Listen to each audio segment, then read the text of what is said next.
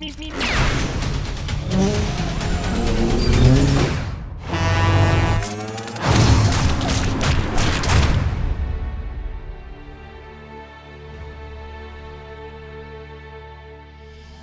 oled kunagi pannud keset teed suure hunniku TNT-d, lootes oma põlisvaenlane õhku lasta, aga plahvatab hoopis sütik?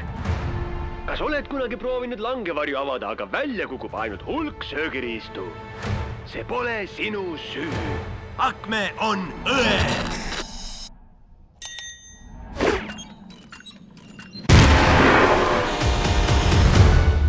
Vaatate meest, kes astub vastu maailma suurimale ettevõttele. Nad esitasid kaebuse iga Akme toote eest. Akme eitab süüdistusi. See on sulle. Sa pead lihtsalt minema jalutama. Oot, mis sa teed? See pole naljakas.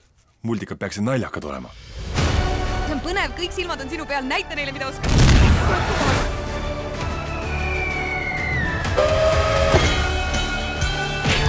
Akme on teadlikult teinud ohtlikke tooteid. Aastakümneid. Kas siin ilmas on keegi, keda huvitab, mis sellest Boyotist saab? Jah, mina. Ta on üks pühendunumaid tegelasi, keda tean. Ta ei mõtleks iial loobumisest. Ja minu meelest on see vägagi innustav.